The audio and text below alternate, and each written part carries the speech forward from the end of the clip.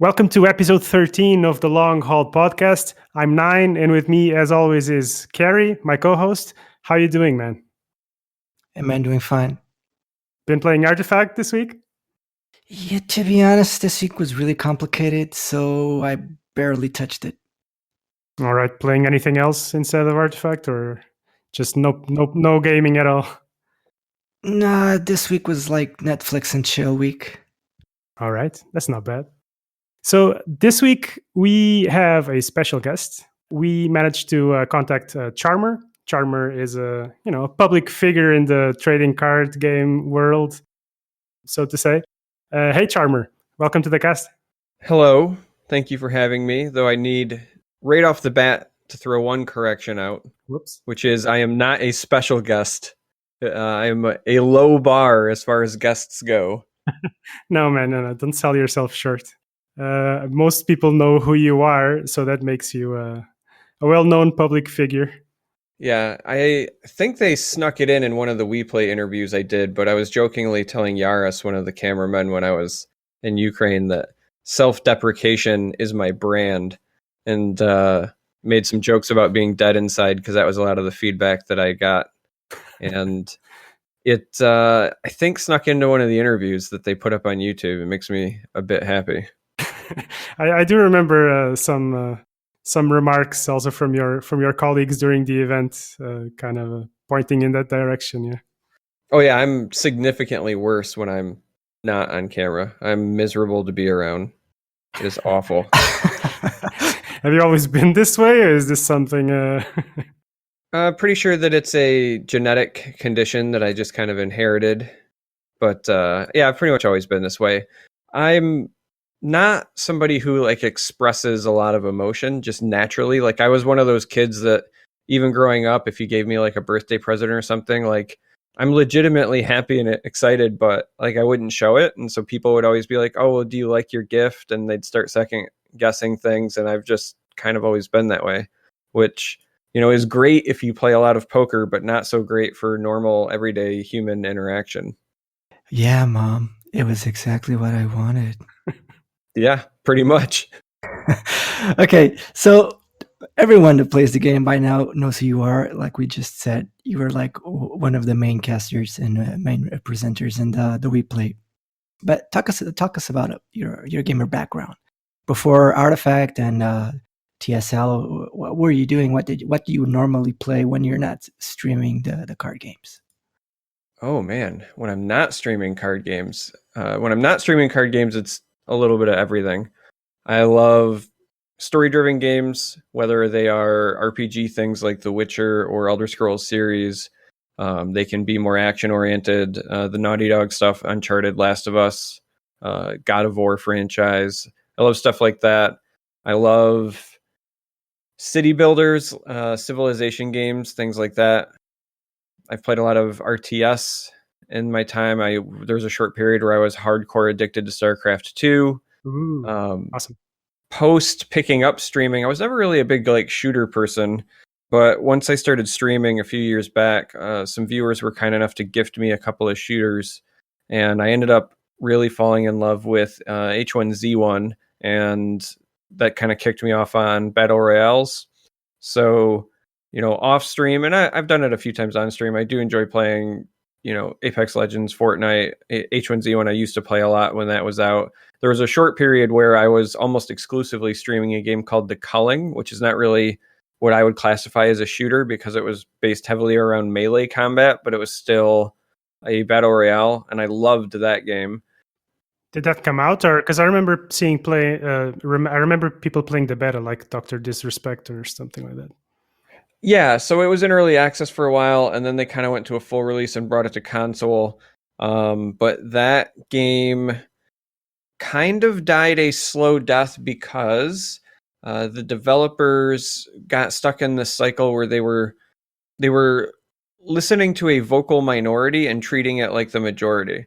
So they had a really good formula, right? Like a secret sauce, and it just needed a couple of tweaks. And their first round of changes, I think, were a great success in the game. They got rid of some things that just kind of made the gameplay feel clunky, or you could tell it was things that were not really intended. So like the first round of balance changes they did were fantastic. But then, like Reddit does, people get on Reddit or they get on forums and they continue to complain about whatever it is that they're losing to that week or what they don't like. And, being small developers and trying to make something work and understanding that they had something magical, like they knew they had something there.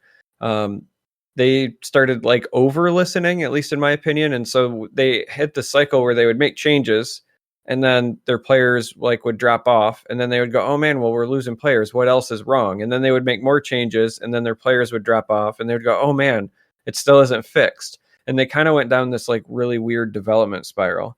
And I bring it up specifically because we're at a point now where Artifact is going to be undergoing some changes. And I really, really hope that at the core of the changes, they don't touch a lot of the actual gameplay. I think that Artifact has a lot of stuff that can be improved on from a quality of life standpoint. But I really personally believe that like the core mechanics of Artifact are great. I don't think that the problem, at least for me personally, was ever as much with the game as it was the stuff surrounding the game. So I'm cautiously optimistic that they won't make the same mistake that Xaviant did. Amen. Amen, exactly. So let me just go a little bit back to a game that you mentioned that you played. In my opinion, I played it like for 300 hours, more or less. And I think it's one of, in my opinion, best games ever, The Witcher. I played the first, second, and third. And with the third, we got introduced to what we now know as Gwent. And when the game came out, there was no such standalone game. I remember I spent hours collecting all the cards and playing a lot of the game inside it. And when I played it, I looked at it and said, like, wow, this would be really cool if this was something out. You're one of those guys that played a lot of card games. And when you played The Witcher, was your like first reaction after playing one or two games of Gwent inside the game, like, wow, this has to be something. They got to make something out of this? Honestly, it was my first reaction that it would be cool if they ever expanded on it, but I didn't ever think it would be a standalone game because I come from, so I've been playing games for a long time and I'm probably older than I look, but I remember playing like Final Fantasy VIII and playing Triple Triad and just thinking to myself back then, like, I really wish I just had a Triple Triad card game and then never getting one for decades. And so I was kind of already broken. There's just been a number of games. If you're a Final Fantasy fan, you know that if you see something that's a mini game in an RPG, you're going to fall in love with it. You're probably going to spend more time playing the mini game than the actual game. And then you're never going to get anything else that is a standalone. Like I loved Blitzball in Final Fantasy X, and I would actually play a standalone Blitzball game if they ever made one. But they won't because that's just my curse. So like when I played Gwent, I'm a completionist. I did all the quests, collected all the cards, but at the back of my mind, I didn't ever think that it would be a game like all things because I like the mini games. If it did become a game, I was like, oh, okay, well, that'll be cool and I'll check it out. And I did. I played a lot of Gwent in the closed beta. There was a short period where I was streaming it and making content for it. But after the midwinter update, I didn't really like the kind of state of the game at the time. And so I took a break and I still go back periodically and check it out. Like I haven't completely uninstalled it by any means, but I don't play it heavily because I play a million card games. So you have partially uninstalled it. No, I haven't uninstalled it. I just, I might play, I don't know, 5 or 10 matches a month, like I hop in, I check it out just to kind of see what's changed. But, I don't commit the time to that I do to some other card games. I can usually only juggle, I would say 3 to 4 card games semi-competitively at any given time. And even then, I'm not really trying to be competitive. I just want to understand it enough so that I can, I like to explore and have fun. Yeah. Well, explore and have fun, but I really enjoy games from like a card design standpoint. And so whenever card games come out, I feel like you have to put a certain amount of time, a certain number of games, a certain number of hours into them before you can like really understand them from a design standpoint. And that's what brings me the most joy. And it's not just card games, it's like board games and things like that as well. And I play a lot of board games, but like if you're a fan of game design, card games are kind of a unique beast because they're inherently meant to provide you with a unique experience or close to a unique experience every time. Like the reason that people like to play most card games and or board games where there are like dice components involved is because you want replayability. You don't want the same game, over and over and over again. You want to be able to, take the exact same core mechanics, but have a different experience every time. And card games are, it's kind of unique in their own little genre, and they provide that, and it's something that I'm attracted to. So definitely. So which you said you could juggle 3 to 4 games. Which games are you playing currently? Currently, it's the Elder Scrolls Legends. I've dove back into Magic because I've got a lifetime on again, off again, 25, 26 year relationship with that game at this point. And Mythgard, I'm also playing, and that's it right now for card games. I got a couple of other things that have been chewing up time on the side, but for card games, those are the 3 right now. Do you wanna talk a bit about Mythgard? So I've joined the Discord. The game's in, I believe, alpha, and I thought it was interesting. I have not played it much myself, but do you want to expand a bit on the game? Maybe give some thoughts since you're here. Yeah, sure. Mythgard is an alpha. You can, despite it being an alpha, it's not technically a closed alpha. You can get access, so you can hop into the Discord and get either access to Steam through one of the devs, or I've even got some code still left around the devs gave me to give out. You can also play it on iOS and Android and in the browser. So like you can play it in your actual like Google Chrome if you want, which I think is kind of neat.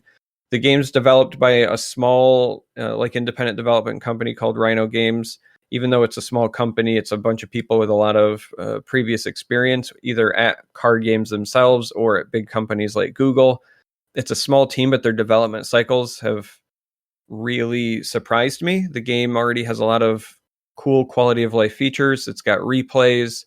It's got, a 2v2 mode, for example, ranked, non-ranked, casual draft mode that you can not just like dive in and out of, but like if you're playing against the AI, you can literally shut off your computer, turn off your phone, whatever. And then when you come back in and pick that game up, you pick it up at the exact same spot that you were at. It's a bunch of like just little things that really impress me because it's pretty well polished. Mm-hmm. A lot of quality of life improvements. Yeah. Yeah. So the game itself is kind of in this like half mythological, half cyberpunk setting. Basically think like if all of your, Norse and Greek and all of those other deities like existed, but it's also like a futuristic setting. That's kind of the way that it is. I think the art is really good. Their art director is fantastic. All of the devs are very engaging on their Discord as well, which has kind of been an appeal to me. They're supposed to hit like open beta. So right now they're in that closed alpha, but I say closed with air quotes so you just can't see it. They're supposed to hit open beta later this year. There will be an account wipe when they go to hit that, but the people who are playing now will be, given some sort of compensation for kind of helping out and helping them test. Cool. Yeah, I just really enjoy it.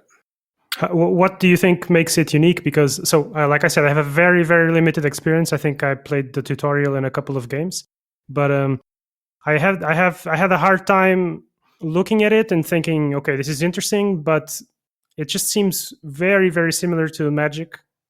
So it's very similar to Magic while also being not similar. Like all modern card games, you're going to find similarities to Magic one way or the other. It's kind of the grandfather of all collectible card games at this point. So similarities are that there are a number of colors, and you can build your deck to contain one or all of the colors if you want. It does use like a mana system, but instead of playing dedicated lands like in Magic, all of your cards have what they call a burn value. So you take the card and you burn it, and by burning it, you shuffle it back into your deck, and you gain 1 mana, and you gain 1 gem of a certain predetermined type that's printed on the card. And so basically your hand all of the cards in your hand at any given point represent your potential mana. It's creating this decision and like, what is the right card to burn in this situation? Because I'm always staring at a fistful of cards. Like in Magic, it kind of takes away that decision from you. You play a land every turn because you play a land to do just that.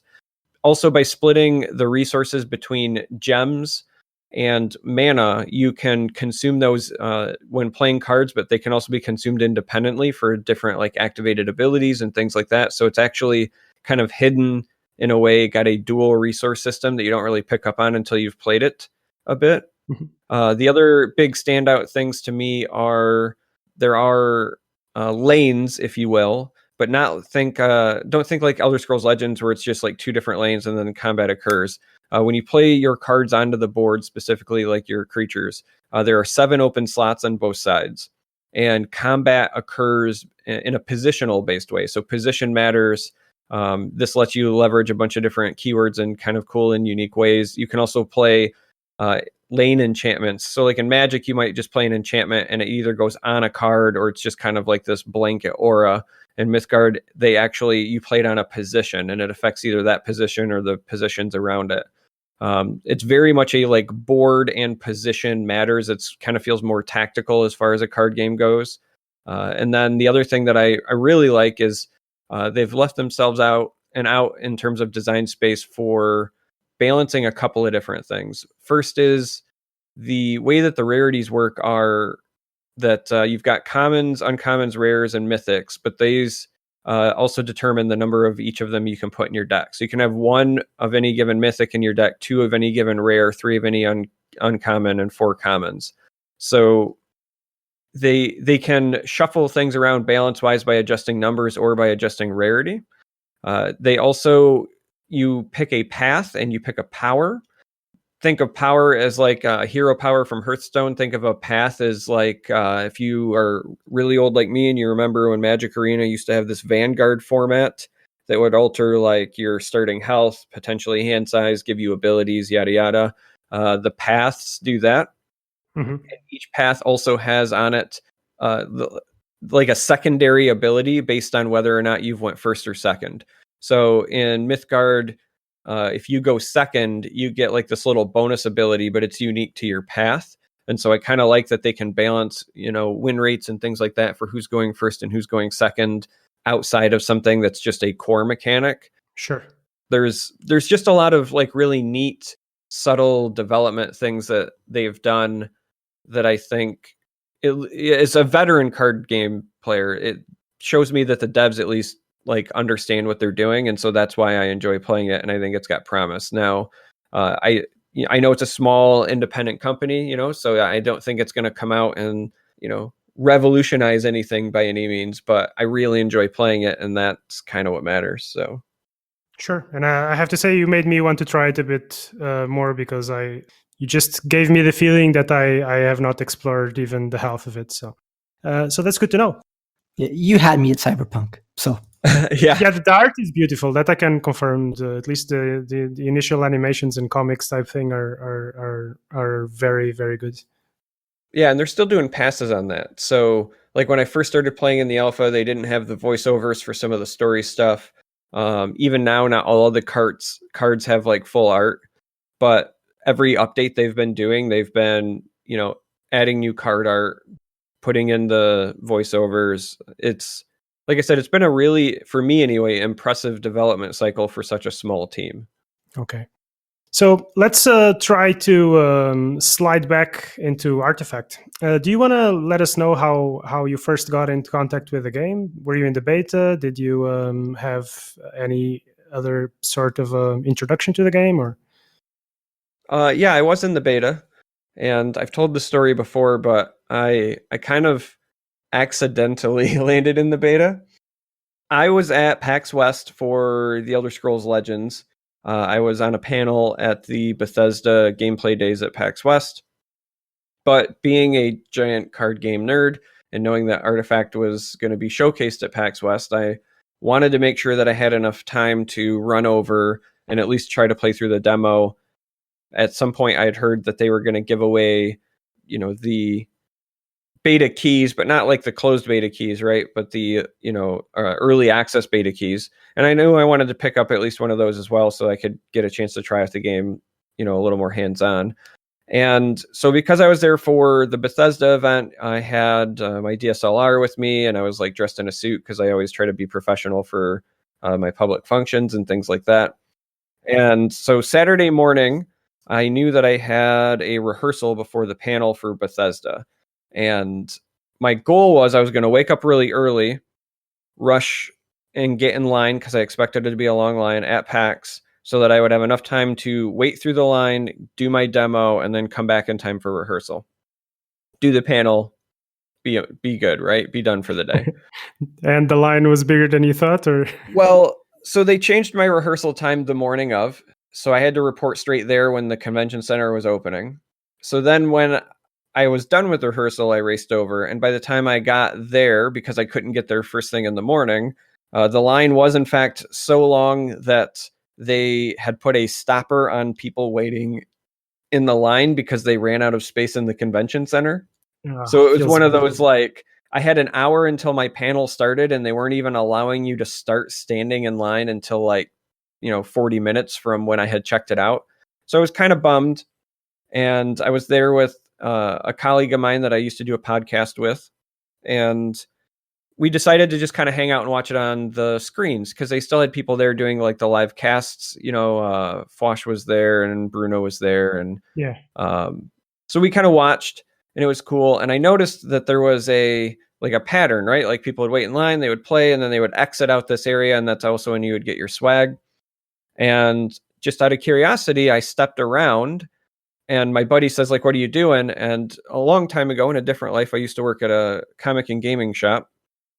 And we would go to, shows on the weekends. And there was this like trait that you picked up, which was as long as you act like you're supposed to be there, nobody questions anything. And as long as you ask for things, the worst thing that can happen is people can tell you no. Sure. So I stepped to the back of the line where they were letting people out and they had staff there. And I just approached somebody, and keep in mind, again, like I'm holding my camera and I'm in a suit, and like I'm wearing semi-official looking badges for being there for Bethesda.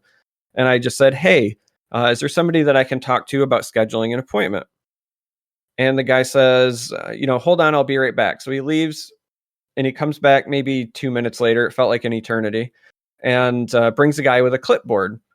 And, I introduced myself, hi, my name's Derek. I, make content under Charm3r. I'm here for another event. I'm on a panel, but I really want to try out Artifact. But because of my panel, there's just no way I'll be able to wait in this line. Is there a way that I can schedule a time to demo the game? And they asked me what times would work. And so I scheduled a time like right after my panel was going to end.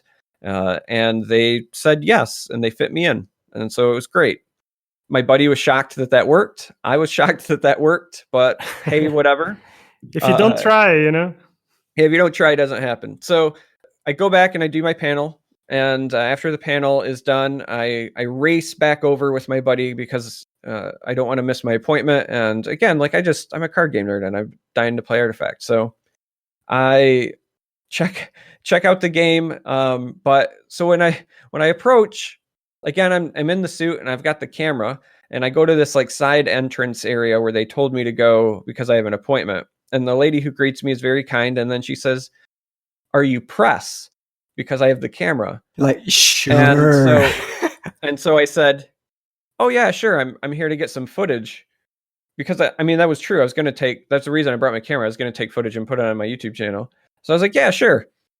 And then she's like, "Oh, great. Hold on a second." And so then they instead gave us like this computer that was like all to me and my buddy so that I could set up my camera. They had one of the Valve employees come over and give us like a guided demo, answered all my questions. It was a really cool experience. I loved the bit that I had played there. And then as we were leaving, we go through, again, that swag station from earlier. And they're handing us, what would I get? Like a t-shirt, a lanyard, a couple of the signed prints that are hung up in my office. And my buddy just like walks out because he doesn't have the right mentality. I love Justin. And if he ever listens to this, I love you, buddy. But he just like walks out. He's just like, okay, I'm done. And I know, hey, like, if you don't ask, you don't get it. You won't ever. So I said, hey, is there somebody that I can talk to about future content opportunities because, I do esports casting for card games, and I have a YouTube channel, and I'm really interested after today's demo in doing more stuff with Artifact. So again, it was hold on 1 second. So they go, and then they bring somebody else to me to speak to me. And I didn't know it at the time because he just introduced himself as Brandon, but it ended up being Brandon Reinhardt. He's like the head director, of the game. Yeah. So I talked to Brandon for like 10 or 15 minutes, and I tell him about all the stuff that I like about the game and, what I want to do. And he was very kind, gave me his business card. And then towards the end, he goes, "Oh, have you talked to Bruno yet?" No, I haven't. So he goes and he gets Bruno and brings Bruno over to talk to me. Talk to him for probably a solid 5 or 10 minutes. Again, very kind.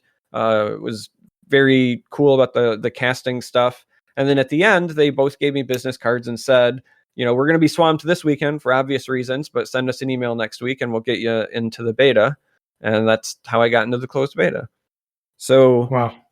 After that, it just kind of, spiraled. I got to meet a lot of the people from the Dota community I'd never met before. We got to, interact more with people like Suns Fan. This was all before the casting stuff. And that was also how I got in touch with the WePlay folks.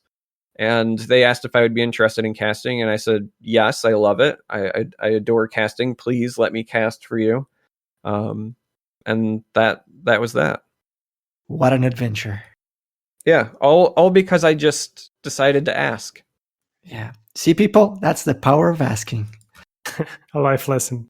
So how was the beta experience for you?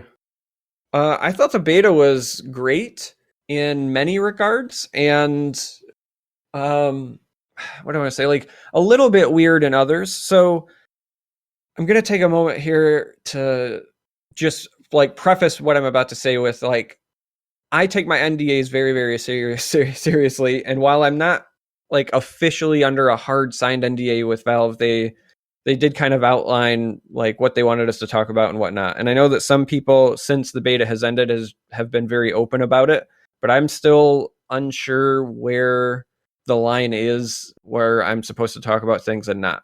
Sure. Don't get into trouble. So Yeah. So I'm going to at least mention just stuff that I know is public, and we'll go from there, right? The beta was interesting, one, because you had a mix of different types of people there, but the gap in the types of personality and experience was pretty wide. Like there's a big difference between somebody who has played card games for like the last 20 years and somebody who's never played a card game, but they're in the beta because they played Dota. And so not only does that mean that your player skill gap is going to be there, but it also means that your understanding of like card games and mechanics is going to be wildly different. This isn't necessarily a good thing or a bad thing. It was just an interesting and different experience. I've done card game testing for other companies in the past, even all the way back to physical card games. I was one of the like closed testers for Decipher when they had the Lord of the Rings card game, and they would literally like FedEx you cutouts of cards that you would then like cut out yourself and put into sleeves and then play test and then send them like either email or like snail mail feedback for. So I've done it for other games, but I had never done it with people who just had never played card games before. So it was a kind of a different and unique experience in that regard. It was also different and a bit unique in that like they let us have all of the cards. That's pretty normal, but they let us have kind of unlimited drafts, and that was normal. But there was no like weird penalty or incentive or anything to continue a bad draft. So when I very first started playing, I was getting a little discouraged because it felt like, and I don't know if everyone was doing it or if it was just one or two offenders, but it really felt like a lot of people were taking their free rerolls and abusing them. Because there was a time in the closed beta, for example, when Luna was a common and her Eclipse used to still add charges to everything instead of just 3 random ones in the deck. And so it felt like every other game I was queuing into people that had 2 or 3 Lunas because it was busted and absurd. And I just knew like statistically, I'm not running into this many naturally. So I know some people at least were re-rolling. And so that was kind of a bummer. But like, what are you going to do, right? Like, Yeah. it's not technically worth anything, but it's like me trying to play test the game in more realistic scenarios. And so, I don't know, there was some frustration. Feedback I thought was fine. There was a Discord that we used, and it was very active most of the time. I know that a lot of people provided a number of different types of feedback to Valve. They also gave us emails. That's the way that I delivered it most of the time, was just email direct to them. There were some features that existed in the beta that did not make it to the published version, and I think it's because they wanted to polish them. But I feel like if they would have made it to the public version, would have made a lot of people happy. Like one, for example, I know that other people have mentioned, so I'll mention it, is like replays, right? Replays were kind of invaluable when I was learning Artifact, because there's a lot of decisions to make in Artifact, and it can feel one of two things. It can either feel overwhelming and that you're losing, and it's overwhelming because you don't understand why you're losing, or you can lose and kind of take the cheap way out and just say, well, it's all RNG. But either way, like, replays kind of help you self-combat that, because you can go back and rewatch the game and see where you were making mistakes or see where your opponent was outplaying you. And so I was able to, I think, kind of close the gap and learn pretty quickly as a result of the replays. It was also nice because it wasn't a fully fledged out feature at the time. There was a way where you could go watch other people's replays as well for a short period of time. And so I could learn from players that were much better than me in that regard. I really wish that was a feature that would have made it to live among some other ones. Do you have any idea why that wasn't put live? Yeah, I mean, like I said, I'm assuming it's because of polish, because the way that it was implemented, even though we could do it in the beta, it wasn't close to what I would call the best implementation, and it's certainly not something that would have worked the way that it existed in the beta. It would not have worked the same way live, because there was a limited number of games at any given point, kind of like globally, that you could see a replay for. And so it's okay if there's like a couple hundred people, who have closed beta access, because you're not going to roll through said number of games. But if you're talking about, thousands of people playing, like, I could play a game and I probably wouldn't be able to see my replay by the time the game finished because of the number of games queuing up. Like, it just, so I know that they were still working on stuff. I've heard some people kind of criticize and say the game didn't undergo many changes during the beta. But I remember some balance changes, and I know that the UI changed, I think, like 2 or 3 times just in the short time I was in the beta. So there were changes that were going. We did not see any of the economy stuff. That was one of the things that the closed beta testers, especially in the Discord, talked about very frequently, was like, are we ever going to know what the economy stuff is? Are we going to be able to provide feedback on that ahead of time? And we didn't. We didn't know what the costs were going to be as far as draft goes. We didn't know anything about the ticket system. So it was like impossible for us to give feedback on that. Similarly, when they very first launched Artifact and they did not have the free Phantom drafts, we did not expect that to be a feature either, because, like, again, we didn't know about that. So that was another interesting thing about the beta, was that most of the time we were working on what I would call a beta client and not the release client or release candidate client. So, for example, when I remember very specifically, there was an interview that Richard Garfield did, and it was with some media outlet, right? And he was walking somebody through a draft, and they were showing the interface. And when this video was released, they were playing on a client that us closed beta testers had not seen yet. Was that IGN? Yeah, it might have been IGN. I was trying to remember who it was, and I was struggling. But yeah, there were basically, like, Garfield did a walkthrough, and the closed beta testers had not seen that version of the client at all. I think we ended up getting it like a day or two after that interview went public. So, us closed beta testers were vocal, and we provided feedback on as many things as we could, but we also just plain didn't see a lot of stuff or know about a lot of things. So I know that there's a subset of the artifact community that likes to, say that us content creators were, sunshine and rainbows and, just trying to sell the game because, we had something to gain from it or whatever. But the reality is we just didn't know. So we can only judge it on the things that we saw. And most of the people I knew just legitimately liked the game. And that's most of what we were doing. Our like closed beta client was basically like you could launch the game and then you could play the game, and there was a couple of different game modes, and then that was it. We didn't know about anything else. For a long time we didn't have the tournament modes in there. We didn't have any of that. It was just like we would log in and we'd play the game and we would give feedback on the game itself, and a lot of us just really liked the game, so didn't know what else to say. So you guys, or you never felt that yourself or other people involved in the beta never felt that something was off, like there was no indication that things could have gone the way they went? I mean, we had discussions. The Discord would say things like, as long as they do this, it'll be fine. Or, I really hope that they don't do that. There was always those hypothetical discussions about the things that we were hoping would be in the game or would expect to be in the game. And I guess if anything, maybe the feedback is maybe we just took too many things for granted. Like the free Phantom draft thing might be the perfect example. Nobody in the Discord like ahead of time went on this like public campaign for this game really needs free Phantom drafts, because I think just deep down all of us expected it as a feature.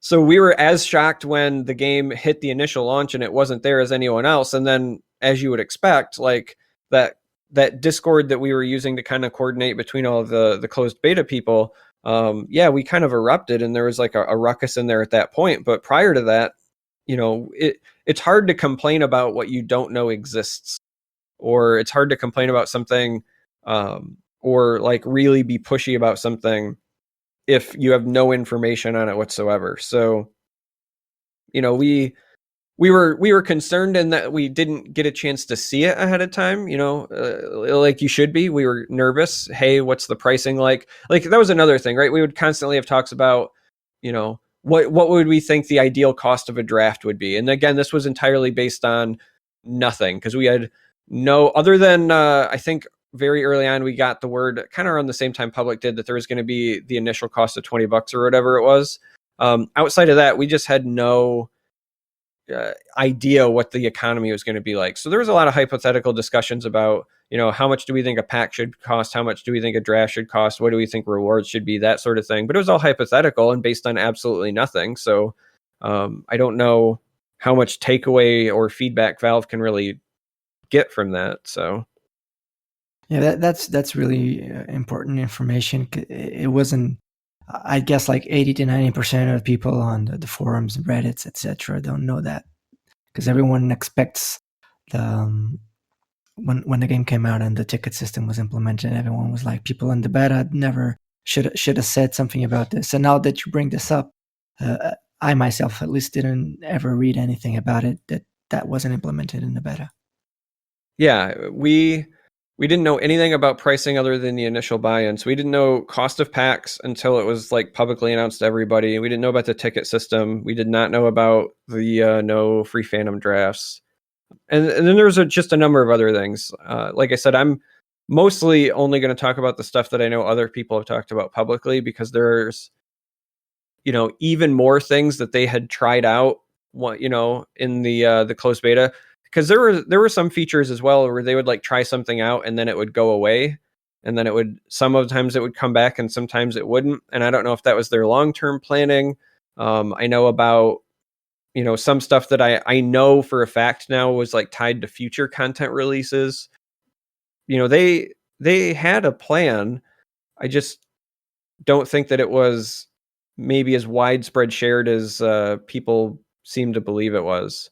It was pretty bare bones. Like I said, when I got in, it was like you launched the game and you could play the game, and that was about it. There was nothing else that we could really do in our closed beta client.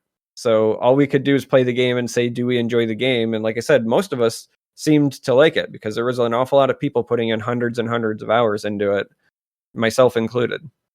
How did constructed work? You guys had all the cards? Yeah, so they unlocked the accounts so that we had like full play sets of everything. And a lot of that, I think, was just because they wanted some potential balance feedback. And usually in the closed beta, the most hot button issue was cheating death, the original version. There was a lot of back and forth on that. There was a lot. I remember when the card reveals were going, every day people were like, has cheating death been revealed yet? Has cheating death been revealed yet? And then when it was finally revealed, we were talking about how it was kind of a letdown because we were expecting, Reddit and Twitter and everybody to explode when cheating death was revealed. But they kind of bamboozled you because they revealed it on the same day they revealed Drow.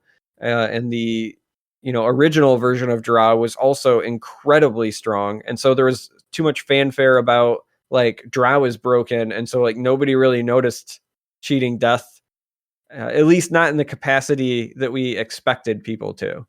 So that was that. But yeah, I mean that was the most hot button like single card. But there was other cards that we talked about balance wise. A lot of it was draft balance. I mentioned before Luna underwent a couple of changes. Drow went from uncommon to rare solely because of draft, because multiple Drows in draft was also incredibly strong, because the minute you can get to 2 Drows, then that means that if you flop them, your melee creeps auto trade and survive with the enemies, and it's in draft where you don't have like a concentrated deck list for dealing with that sort of thing. It snowballed incredibly hard. So stuff like that. But I mean, yeah, we had discussions, we gave feedback, and did what we could that was based around the game itself, but that was kind of all we had access to. Having been playing in the Artifact Bitcoin League for months now, I can tell you I think draft is extremely balanced at the moment. Like really, really deeply, very balanced. I wanted to ask you, is there anything that you felt was a bit unfair or that you would have changed in the beta, the way the beta was conducted, or did you feel that it was fairly normal, fine beta? That's a good question, actually. So in terms of the feedback that we provided about the gameplay itself, I thought that was fine. It's very similar to other card games that I've done, closed beta testing for. Essentially, they give you access to all the stuff, they let you play it, and then they give you channels for feedback. And that's, like I said, just pretty common. It would have been nice. It would have been nice for us, I think, to have seen or had access to the most up-to-date like release client builds, or at least had some knowledge of it, or more knowledge of like what the economy was. Now, I understand in some regard why Valve was maybe close to the chest with that, because you may or may not remember, but we had a few issues with leaks in the beta. Sure, the Chinese Dota players, yeah. Yeah, and there was a few others as well. It was almost to the point where it was a meme. I'm going to be honest, that was actually kind of a hotly contested thing in the closed beta as well. There was a number of people that were upset with the number of leaks that we had and the seemingly laissez-faire approach to said leaks, because like one of the running jokes at one point was like, I should leak because it will be better for my career than not. Because people would you throw out a leak and then everyone would jump on it for a bit, and it would be a big deal. And even if it was something minor, it was just a big deal because it was a leak. So there's like that taboo thing, like, ooh, somebody did something they weren't supposed to, and then they would get like the slap on the wrist. So that being said, I understand why Valve decided to keep a lot of things away from us, because apparently our group just couldn't handle it, and that's why I take my NDAs very, very seriously. But I would have been nice to see those things, because, the feedback that I gave Valve. So after the second WePlay tournament, they asked for feedback, and they like sent a list of questions over, and then they basically had the WePlay folks film us answering them to give that feedback back to Valve. And one of the pieces of feedback I gave Valve could have been identified in the beta if we would have had like more info. And the primary piece of feedback that I gave was that Artifact has a player retention problem. I know that the monetization gets a very, very big spotlight put on it. right? And sure, rightfully so. I'm sure there are a lot of people who did not try the game as a result of the monetization. But card games usually have like one of two ways they can swing, right? They can be expensive, but as long as once you get players, they're hooked and they become entrenched and invested, then you're fine. You can deal with a smaller size. Or you just have to either take the free to play route or do something to make it widely appealing, right? So you go for quantity, maybe not quality of user, if you will. Now, Artifact, because of the monetization and because of the upfront cost, needed to have very entrenched, dedicated, like hardcore players attached to it. And I think that was always Valve's target audience. I don't think that they wanted to, get 100% of the people. Honestly, I think they were fine if they got, 20% of the target audience, but then those people were heavily invested and deeply involved. The problem is that Artifact is a very complex game. It is not easy to learn. Even if you are a card game veteran, it does not play like other card games. Artifact is far more about adaptation and less about linear strategy. You don't build a deck to do the thing and then go do the thing in Artifact. There's a very small number of decks that work that way, but for the most part, every turn and every decision is all about there are these events that occur that create an unstable board state, and how you adapt and respond to that determines your player skill. It's one of the things I enjoyed. I know that Artifact gets a lot of hate for the RNG and the variance in it, but I think that that's actually what kind of creates the player skill moments. A skillful player will adapt better to these like micro decisions that you have to make as opposed to not. So it takes a while to learn that. It takes a while, especially if you're a card game veteran who's just used to linear strategies, but also if you're not used to card games and all of the variance is brand new to you and you're not used to, even dealing with like top deck scenarios or reading what might be in somebody's hand. It's just a difficult game to learn. And so from a player retention standpoint, Artifact at launch gave no incentive for players to keep coming back. If I'm a new player and I log in for Artifact and I play 3 games and I lose 3 games and I get kind of frustrated, and then I log in the next day and I play 3 games and maybe this time I only lose 2, right? But I go 1 and 2. And then the next day I lose my next 3 because I'm still going through this learning process and I'm kind of going through the bumps and bruises. I have no reason to keep coming back unless I just really, really, really want to learn Artifact. But if I'm losing, I'm likely not having fun. And if I'm not having fun and I'm not working towards any sort of daily quests, I'm not progressing up or down any sort of ladder, I'm not trying to unlock cool new skins for my favorite heroes, whatever the hook is, psychologically, there's got to be something that makes the new players who are struggling keep playing. And Artifact didn't have that. And so even though the monetization may have made a lot of people not buy the game, there were an awful lot of copies of Artifact that were initially sold. And we had high like concurrent player numbers for quite a bit, but they kept dropping off and dropping off and dropping off. And that's because, in my opinion, you probably had a lot of people who felt like there was nothing to play for.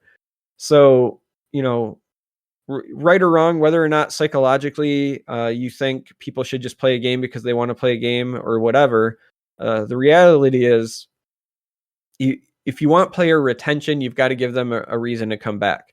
And even if you're somebody like me who I play 3 card games at any given moment, if my choices are Artifact and 2 games that have daily quests and I have an hour to play for one evening because I'm busy or whatever, I'm going to go do my chores, if you will. I'm going to go play the games where I know I'm going to get something or I'm missing out on that window of opportunity. And then I'll just get to Artifact the next day. And then if that happens 2 or 3 days in a row, well, then now I haven't logged into Artifact for, 3 or 4 days because I didn't have that incentive to. So, I think that that's something that could have been identified in the beta if we would have known that there was going to be nothing, right? No ladder, no daily quests, no custom skins to work to, whatever the case may be. But we didn't know because we just had the game, right? So that's, I think, feedback that could have been identified. And it's certainly feedback that, I provided after the WePlay thing. And I hope they take it to heart because from a player retention standpoint, you've got to give reasons for players to come back. And certainly you've got to do something so that if your player is struggling, and again, Artifact is not an easy game to just pick up and be good at. If your player is struggling, they've got to have some sort of reason or something that makes them want to come back and play it the next day, makes them not want to give up. Yeah, that's a touchy topic. We asked Scaff about that on the interview we did, and I kind of asked him, like, you guys made, like, after the patch, you allowed people to get a booster and some tickets after X levels, and you guys only did it until level 16. And what most people did was they played until level 16 and then they just stopped playing. Why not just give a booster every time people level up or something like that? And he was like, we didn't want cards to be like losing value, because if you had so much access to getting free cards, people would not look at card value at the same way. But I'm used to playing like Hearthstone, where you get chores, like you say, and you get like gold, or even Magic, you get to grind gems to buy this and that. I kind of think that was a really bad choice to implement the game without rewards, because the mentality from all the games that are card related lately is that you just said. You need to feel the urge to log in and do this, because otherwise you're going to miss out on a booster or on special cards or dust or whatever. In any case, I think the introduction of booster rewards was posterior, so it was a patch. It was not initially there. So it's a shame. I mean, we in the last podcast we talked about this a bit as well, but they could have even just given people imp hats. I mean, that would just give people an imp skin rewards. That would have been probably enough to keep a lot of players grinding, if you will. Yeah, it didn't necessarily need to be cards, right? Again, there was no ladder even. Yeah, there was no way to give a sense of accomplishment, a sense of customization, or a sense that your account was progressing in any way, whether that be your collection or not. And so if my choice is like play this other game and do my chores, or go play Artifact, I'm only picking Artifact because I just really want to play Artifact. And that's great for those of us who also just really wanted to play Artifact. But that's not going to be, your average user, in my opinion, right? Like the person who doesn't know if they're entrenched yet. Like when you're very first getting into a game and you haven't invested your 100 of hours, you're 10 hours in and 9 of your 10 hours have been losing games, and you don't understand why you're losing games, and you don't have the replay features to go back and see why I'm losing games. And yeah, I just feel like there has to be something there. So, conceptually, if the card value was a concern, then ladder, cosmetics, something would have been nice. Maybe faster rotation of events. We had that one event when the game launched, and it kind of hung around for a bit. If they would have had like weekly events or something, even if they were the same 4, but they were rotating out with like some kind of leaderboard, perhaps that would have helped. Anything to give people a reason to be like, oh, well, this like new thing is here, or there's this new item I want, something to bring them back. Because when you're struggling and you're not necessarily having fun because you're struggling, because I like to say that I hate losing more than I like winning. Like losing just doesn't feel good. There's a reason that you always see like nerf this and I dislike that, and 9 times out of 10 it's because somebody is just losing an awful lot to it, and nobody likes to lose. Yeah, you need something that makes you want to keep playing even when you're losing. The review, the replay would kind of help with that, I guess. Yeah, replays would help. I think, like I said, something else. I'm personally not super sold on the cards retaining value thing, because on the one hand, like I can understand taking that standpoint if you're the kind of person who comes from a very strong Magic background. You like buying something and then feeling like you've invested in it and that you might get more back on it later. But because everything was through Steam, like what am I going to cash out to? More Steam games or something? More Steam games, yeah. Yeah, exactly. Yeah.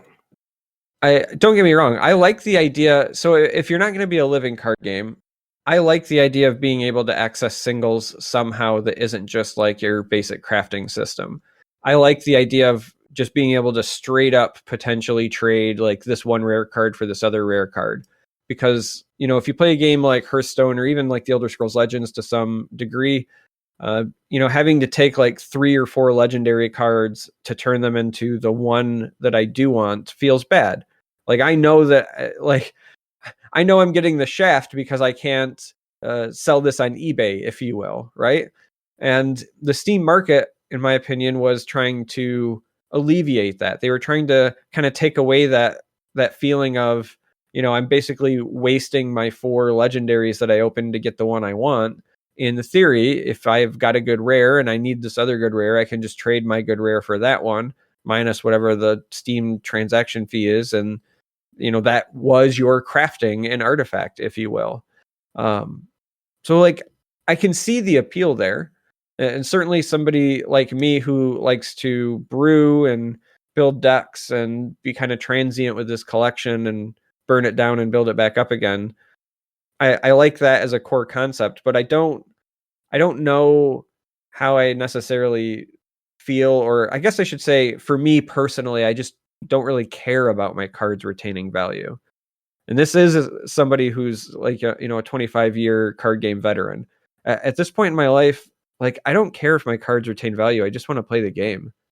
And if anything, the cards retaining value kind of keeps me out of things.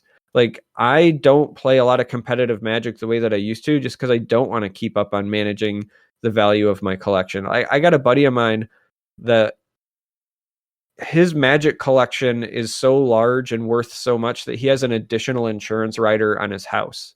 Like he has his house insurance, and then he has a rider for like literally thousands and thousands of dollars that just covers his Magic collection. And it sounds ridiculous, but then when you look at his collection and you actually price out what it's worth, like I understand why he did it. It's a smart financial move. If his house ever burned down, he would have been hosed, you know? But sure. Like that's the kind of financial pressure that I just don't want to deal with just to play a card game. I just want to play. So the whole cards retaining value thing, it doesn't matter to me at this point in my life. I would prefer to avoid it. And I think that might have been where they whiffed on that one. Although being digital, it's like you say, you cannot withdraw the money and use it in real life. But being digital, it's quite nice to have the flexibility of selling and buying instantly and switching decks very easily without having to decide, you know, should I dust these cards now? Because if I do this, I will never have them again. Whereas having the market, you can sell back and forth as many times as you want with the obvious shifts and the obvious Valve taxes. But you could do it fairly easily. Yeah, I mean, that's something that I can get behind kind of in theory, is just being a little bit more transient if it's not going to be a living card game. But I like, you know, I know a lot of people that were in the closed beta, for example, that right when the artifact launched, there was a lot of talk as well about like, I opened this and, you know, I've already made like $20 in Steam dollars because I bought low and sold high. And, you know, it was kind of that same mentality that I remember from back when I did play Magic, paper Magic anyway, far more competitively, because there was like a sense of pride if you could, even when you would go to a tournament, right? Like I remember taking binders of cards with me to tournaments. You would play your round, and then when your round ended, you would walk around seeing who wanted to trade, and it was like a flea market thing. And if you could, at the end of the day, you know, make trades and, you know, walk away with $200 or $300 extra in value, like you felt good about it. And I was fine doing that when I was younger, you know, decades ago. But I'm an old man now. I don't have time for that. I just want to play the game. So I don't want to play like Stock Market Simulator just to play a card game. I just want to play the card game. And so like, I don't care if my cards retain value anymore. Yeah. I would rather spend $100 and just play the game the way I want than spend hundreds of my own time and hours trying to eke out every little bit of value I can. Yeah, I just meant it more in a way, in such a way as, you know, it gives you a bit of added flexibility, not as hoarding or trying to collect the whole thing. But I do understand your point. I wanted to shift the conversation a bit more towards the Garfield interview. Did you did you listen to the whole interview, and were there any specific topics or statements that you were surprised with, or was there anything that you thought was, did anything stick out or stand out from the interview to you? Yeah, I did listen to it. There were things that stood out to me, mostly because they kind of confirmed things that I had suspected, but didn't know like with certainty until they said it. Like, for example, they had mentioned that the skill gap, because they had the ability to see the MMR on the back end, they were talking about how the skill gap between the top players and, some of the people below was pretty high. That was always something that I had suspected. And based on, both my experiences with casting tournaments, participating in tournaments, even in the closed beta tournaments, things like that, if you understood Artifact, you could see where the gaps were, and you could see big differences in play from people that were like very good at Artifact and then people that were like okay at Artifact. But we never had actual proof, right? Like, it was always a talking point, specifically like when I'm, doing the caster desk thing for tournaments, it was a talking point and we would try to highlight it. But, seeing that kind of like confirmation from Garfield and Scaff and that kind of like hard proof kind of felt good, if I'm being honest. Yeah. A lot of it I wasn't really super surprised by, though. I'm not surprised. I'm a little bit saddened that they were let go, but I'm not surprised that they were let go. Garfield, one, he loves doing like creation stuff. He's a creative guy, and Artifact at this point, it's been created.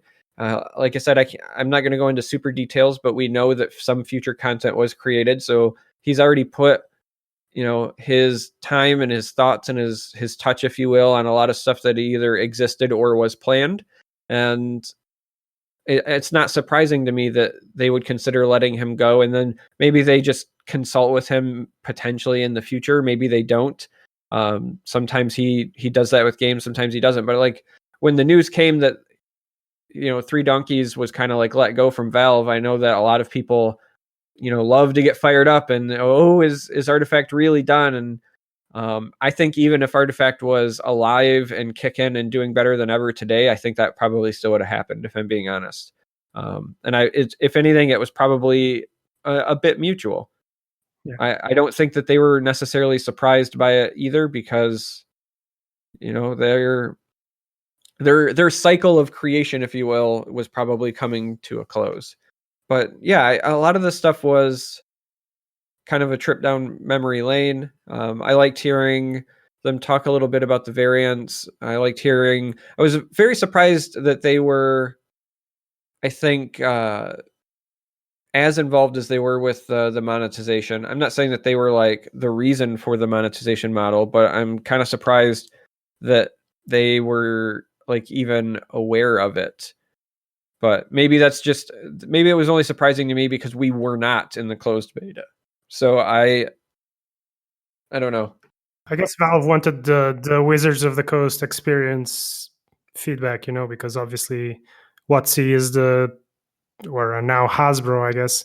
They have the most experience with trading card games and economy. So, yeah.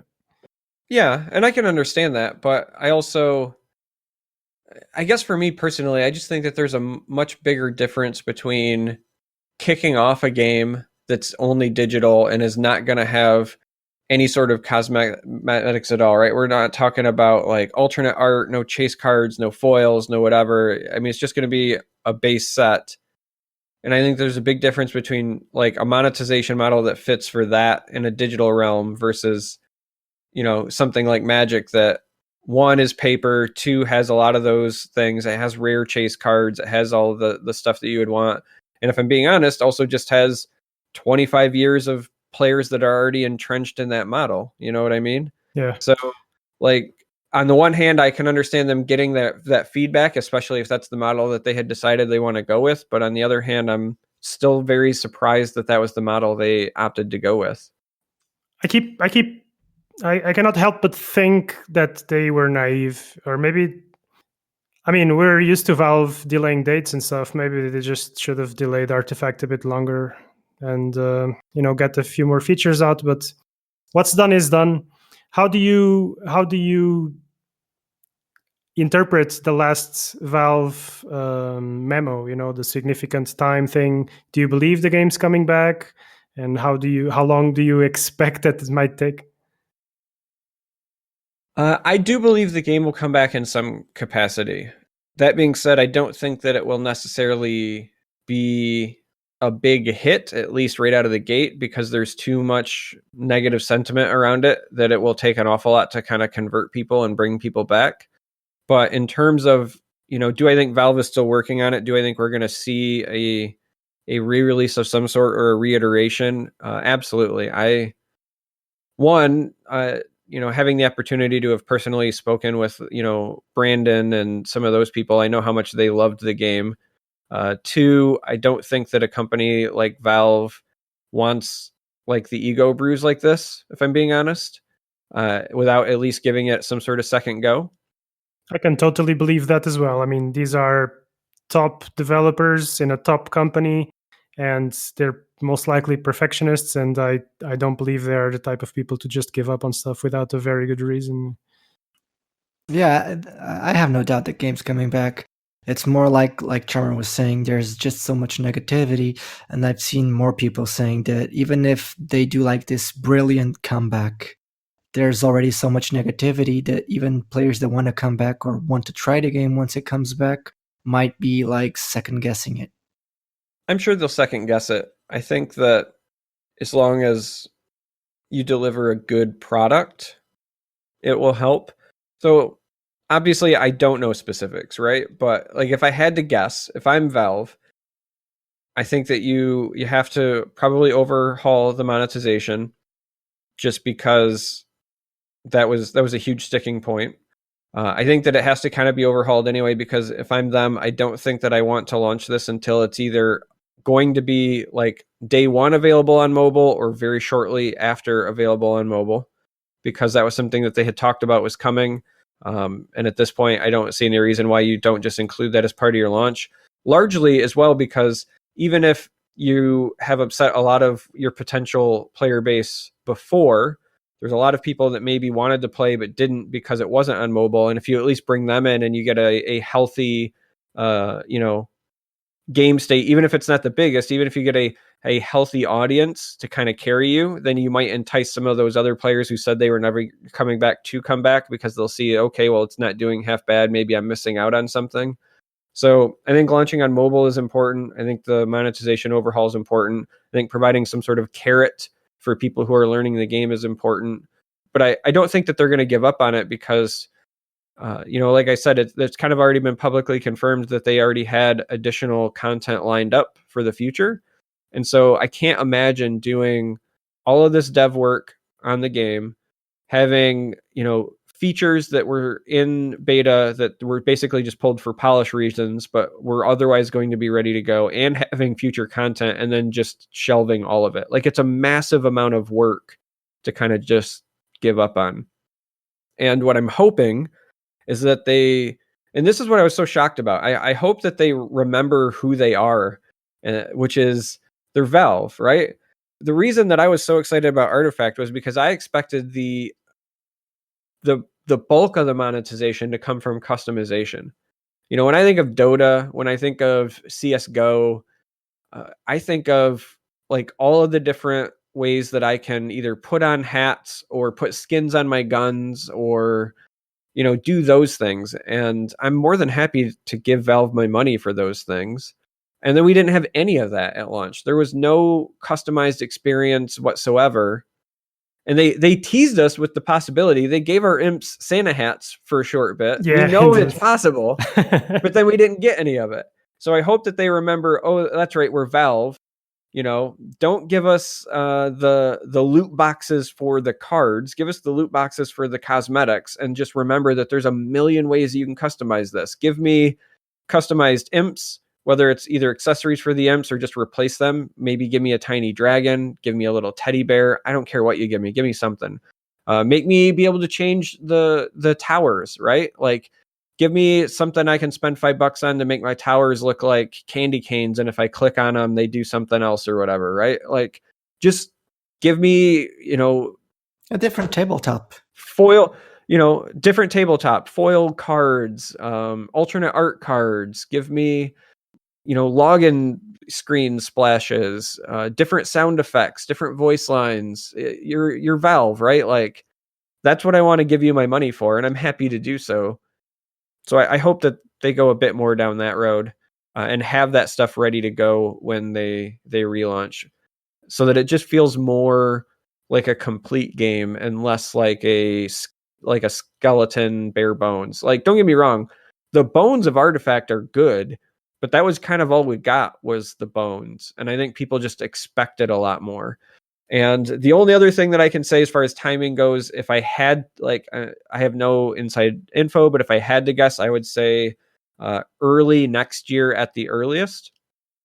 I can't imagine we're going to hear anything at this TI, for example. Yeah, that would be... because the last time they announced something at a TI, it didn't go over so well. And then we got the negativity on top of it. That sounds like maybe the worst thing to do. So please don't do that, Valve. Trying to approach the Dota players now is going to be difficult. Oh, that's going to be suicide. Yeah, if I was them, I would try to target like a very early January of next year launch, and that hurts me to say because I want Artifact back tomorrow. But the reality is wait till the holidays are over. Wait till people have a bunch of extra Christmas money that they can spend. Get those Steam gift cards ready to go, and then like launch in early January. I think that would be semi-ideal, but. I was hoping for next Christmas, but yeah, January kind of makes sense in a way. But if they launch it like December, it would be like 1 year after. I mean, yeah, December would be fine too. I'm really like leery about things that launch either just before or right around Christmas time. Like, let me give you some feedback from the Elder Scrolls Legends. Elder Scrolls Legends this past December did this like madness. It was Sheogorath themed like series of deals where all through basically the month of December, every day there was a brand new deal. Some of them were ridiculous. There was literally like spend 10 gold, get like a bunch of packs, and 10 gold is nothing in that game, right? Like you can sneeze and get 10 gold. And then other times it was like pay $50 to get this like crazy rare exclusive card back and blah, blah, blah. And it was just crazy deals all throughout.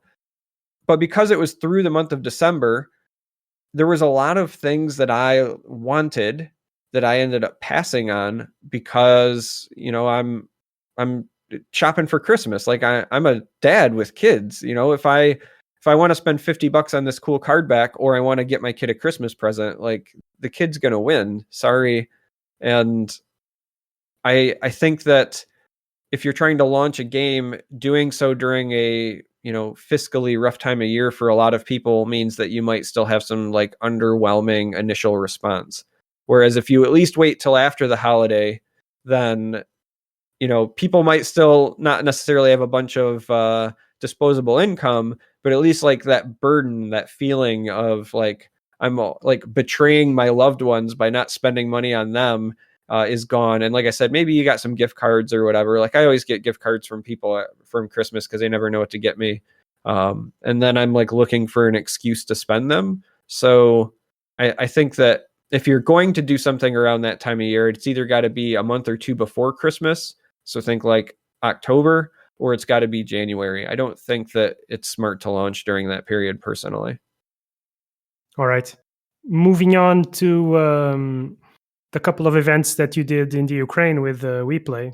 You've already told us how you ended up getting in touch with them.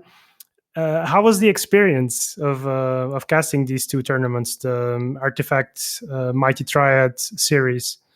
I loved it. I was very unsure when I was first going over because I was unfamiliar with WePlay and their content prior.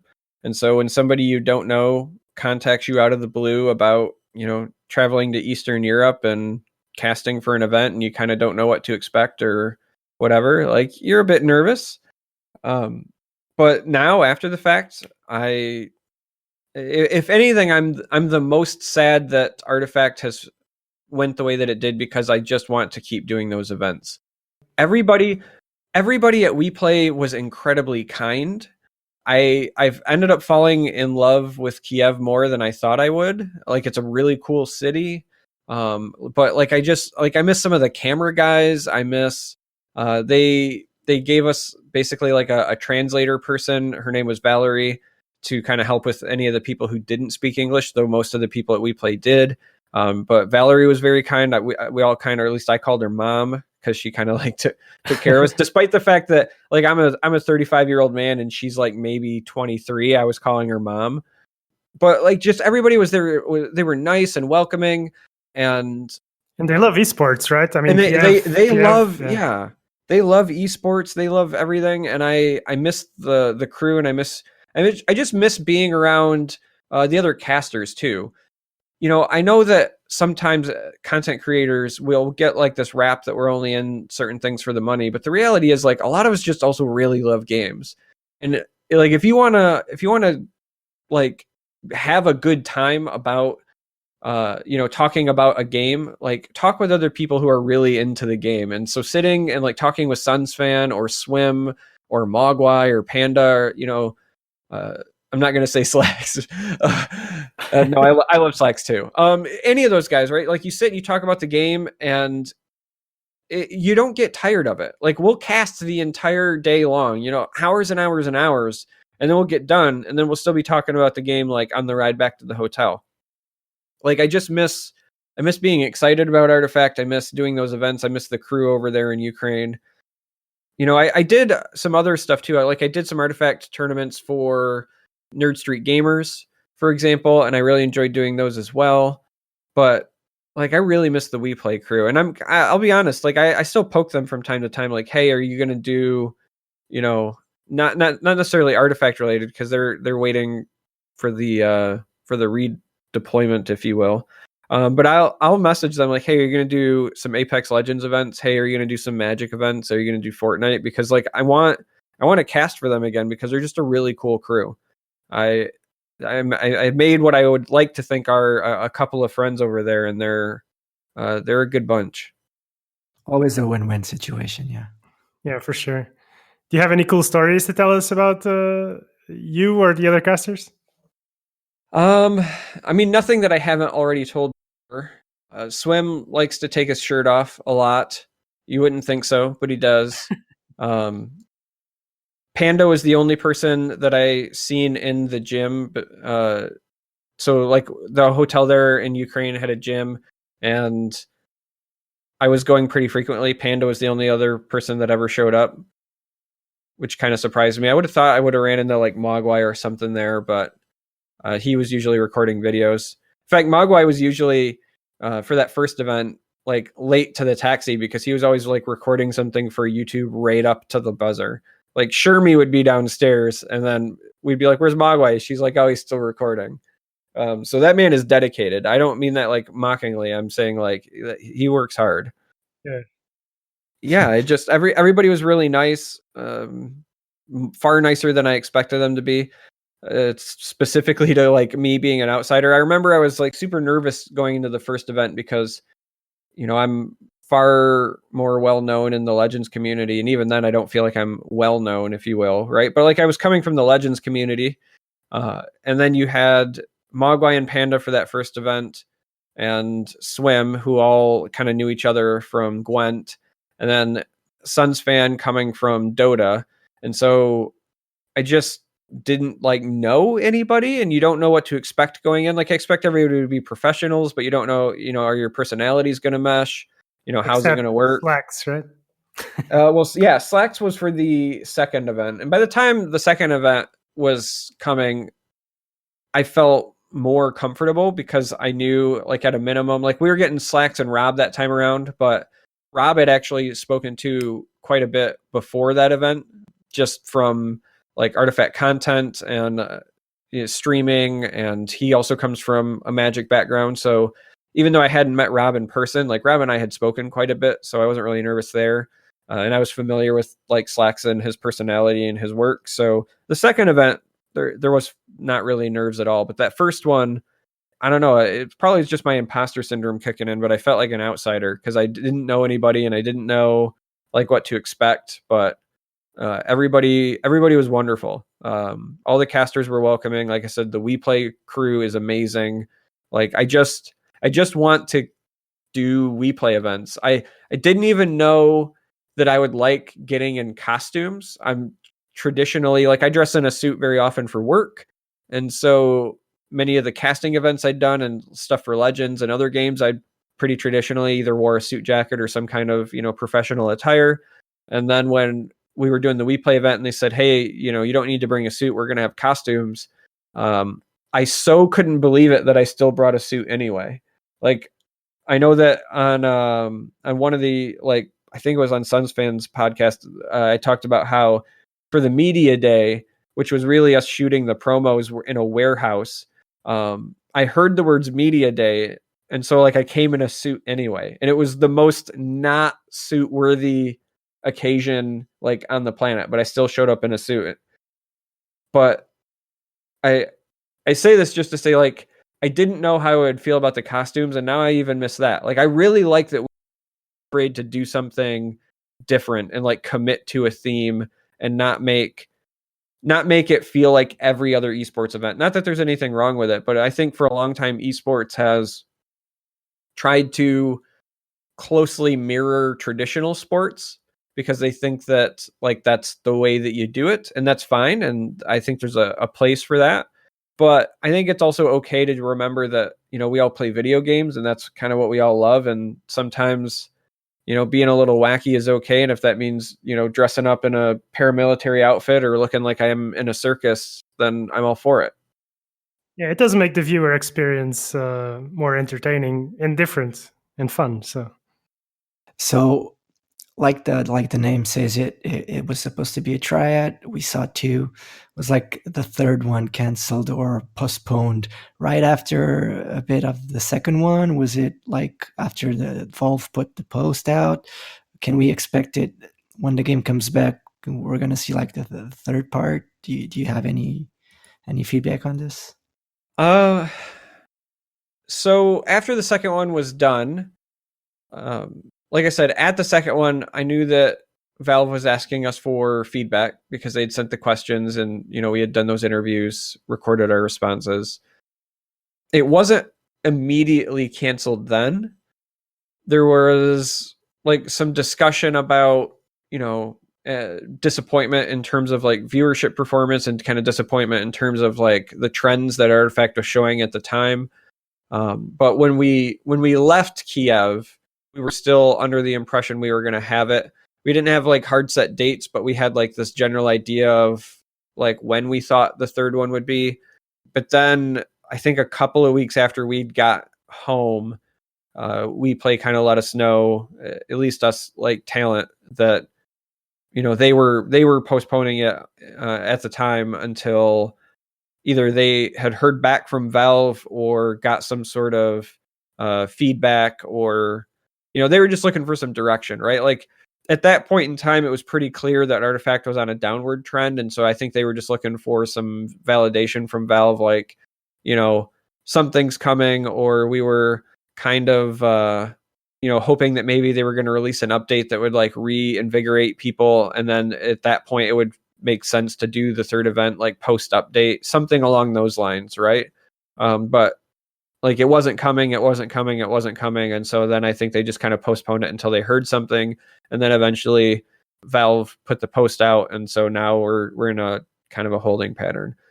WePlay hasn't told me that they are 100% out of Artifact forever by any means, but I think that WePlay and many other tournament organizers that wanted to get into Artifact, they're just kind of waiting, right? There's no point in committing to anything when everything is uncertain. So, I hope that they do more events. Like I said, they were amazing events to be a part of. I would like to see them do more. I would like to see Nerd Street Gamers do more. We did the 2 remote ones, and then we were supposed to do the LAN in Denver. That one, if I'm being honest, I'm still a little bit bummed about, because right up until, I don't know, like a week or 2 before the proposed LAN event, they were still saying that it was going to happen. And so, like, I found out that was canceled at the same time everyone else found out it was canceled, which was kind of a bummer. I was really looking forward to that event. that was not handled properly. Also, because people paid for the qualifiers, so it felt They kind paid of for the dirtbaggy. qualifiers. Well, and like I said, there was at least I know one post that had basically confirmed like, yeah, it's still on, it's still happening. And so I know some people had paid for travel, for example, to attend the LAN. And then like it was seriously like 2 days after they'd confirmed they were doing it that they decided that they were also postponing, I think was the word they used. But yeah, I didn't know about that one in advance at all. And that one was kind of a bummer. I was really looking forward to that. Yeah. And just looking forward to events in general. Like I said, if you love a game, as far as I'm concerned, like doing events like that is when you'll get the most enjoyment out of it.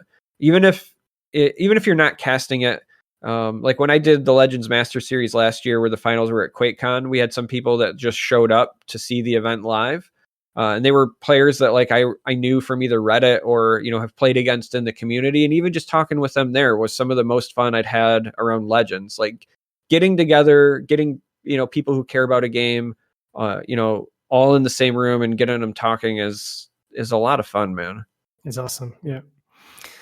So regarding the future, obviously all the organizations are waiting for Valve. We don't know, as we've just said, how long Valve is going to take. How does it look for yourself, man? What are your plans? Let us know. Well, it's really hard for me to keep making artifact content, mostly because I'm in the same boat that Sunsfan is. So I know Sunsfan had posted a video a while ago saying like he still is supporting Artifact, still plans on covering Artifact, but the reason that he's not making content now is because while everyone else has seen the same base set, since November, for those of us who've been in the beta, we've been seeing it even longer, right? Like I had hundreds of hours into the game before it even launched. So I've seen as much of the core set as my brain can take. So sadly, right now, I'm not doing stuff with Artifact. I've been focusing more on Elder Scrolls Legends and Magic as far as like my own content goes. I'm going to be casting some Legends events here soon. Their Master Series is picking back up again. So they haven't actually announced it, but I was told that I'm allowed to say it now. So I'll be helping to cast some of the Master Series qualifiers again this year. So we'll be doing those. And, I'd like to start doing Magic events. I'm in talks with people, but nothing concrete about maybe doing some casting for Magic the Gathering events. And then I'm playing the Mythgard Alpha pretty heavily. I'll probably at least, cover that initially when it launches because I do enjoy the game, but I'm not like making content for it right now because everything's still very much in flux. And I don't want to make content now and showcase like a really cool deck, and then by the time the game launches, have that deck nowhere near exist because they've already done some pretty sweeping balance changes a few times in the alpha. And so I don't want to get people's hopes up, right? So like I'm playing Mythgard, but content's going to wait until later this year when it hits the more official release. And that's like the immediate future anyway. Just trying to get casting stuff. I love games, man. Not just card games, all games. So if I can cast, talk about, have an excuse to be a part of games, I'm in. It certainly beats my day job. Sweet. So let people know how to find you, how to contact you, and if you want to, give any shout outs to anyone in the community, go for it. Yeah, sure. I'm Charm3r on Twitch, but it's Charm3r because, I'm that kind of nerd. And you can basically find me anywhere under Charm3r with the exception of under Twitter, somebody's camping that handle. So I'm that Charm3r on Twitter and I'm that Charm3r on Instagram. But like I'm Charm3r on Twitch, I'm Charm3r on YouTube. If you go to charm3r.com, it's got links to all of my social media, so you can find me there. If you want to send me emails, I've got emails publicly posted places.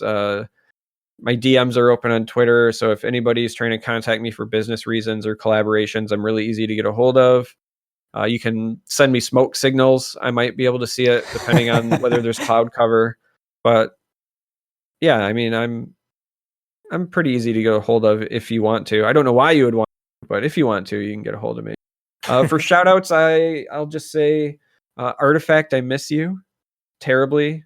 everybody at WePlay, I miss you terribly. Suns fan, I miss you terribly, you grumpy old man.